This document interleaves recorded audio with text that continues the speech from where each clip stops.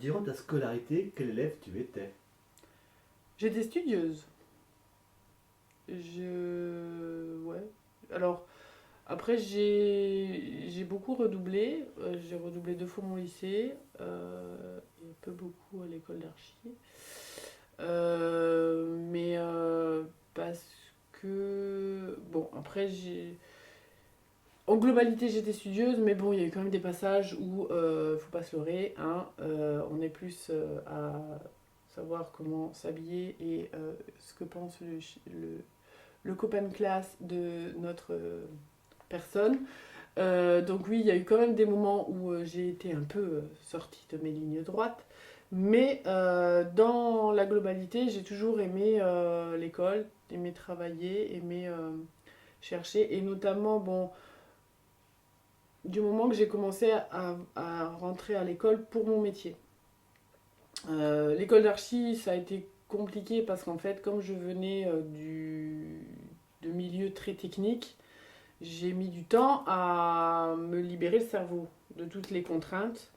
Et donc, des fois, j'avais du mal à donner le maximum sur mes projets. Et donc, ça m'a valu quelquefois de devoir recommencer pour essayer de débloquer les choses. Mais sinon, dans la globalité, j'étais quand même quelqu'un de studieux. Est-ce que tu peux nous rappeler les diplômes que tu as obtenus? Un DUT en génie civil et diplôme d'état d'architecte. Mais est-ce que tu avais d'autres métiers qui te faisaient envie? Archéologue. Archéologue, et puis je voulais faire aussi chimiste dans les laboratoires.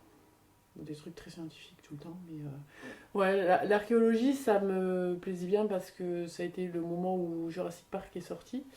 Donc je me suis dit, waouh, c'est trop génial de trouver des dinosaures et tout. Mais des fois, quand il y a des reportages chez un archéologue, j'aime bien regarder parce que c'est notamment. J'aimerais beaucoup aller visiter l'Italie et notamment Pompéi. C'est toujours.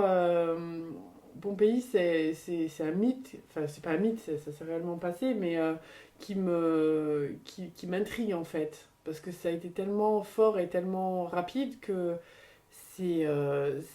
voilà. Et la dernière fois, j'avais vu un reportage sur justement Pompéi et les vestiges qui sont en train de faire sortir de terre.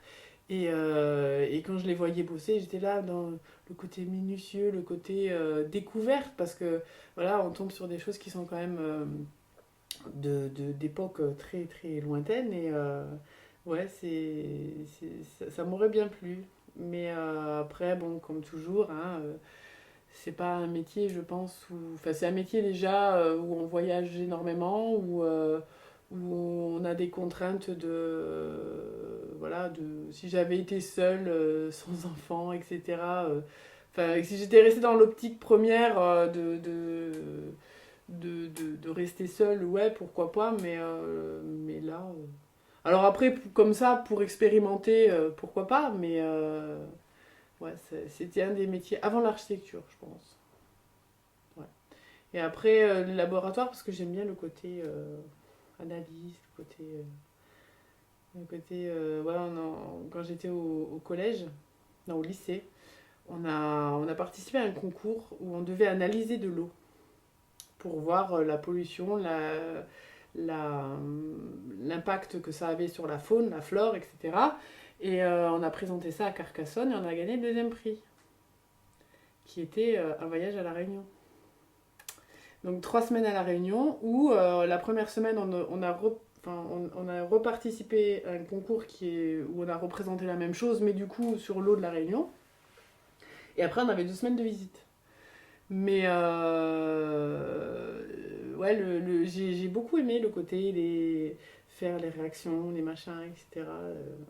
Et notamment après aussi, quand j'ai fait mon DUT génie civil, où il y avait les expérimentations sur les bétons, sur les fers, sur plein de choses. Donc ouais, j'aime bien ce côté chimico-architectural.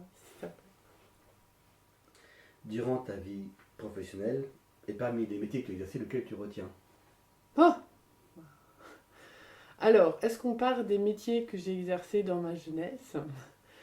Alors, malgré l'architecture, enfin, à part l'architecture, j'ai exercé comme métier postière, serveuse, et qu'est-ce que j'ai fait d'autre? Et j'ai travaillé comme femme de ménage dans les thermes à Ballaruc. Et ce qui m'a fait kiffer, que franchement, si jamais l'architecture, vu la conjoncture actuelle, n'est à couler, hein, je pense que je viendrai peut-être à me reconvertir là-dedans, c'est que j'ai adoré travailler à la poste. Ouais, c'est parce qu'en plus, voilà, j'avais ma petite mobilette, j'avais mon courrier, je faisais des tournées, voilà, c'était plaisant, rencontrer des gens, parler, machin. Alors j'avais plusieurs tournées, j'avais fait les HLM, donc j'ai rencontré les gens des HLM que bah, malgré l'image du lieu, bah, il y a des gens qui sont d'une humanité très forte. Et c'était un plaisir. Enfin, ça m'a permis justement de briser la vision là qu'on pouvait avoir de ce lieu-là. Après, j'ai fait le port avec tous les bars. J'ai fait. Voilà. Et ouais, c'était génial. Moi, j'ai beaucoup aimé. Tu faisais ça où? À Metz. Qu'est-ce que tout ça t'a apporté? Alors, autant tes métiers, des petits métiers, on va dire, la Oui. compagnie, et que ton métier d'architecture, bien sûr.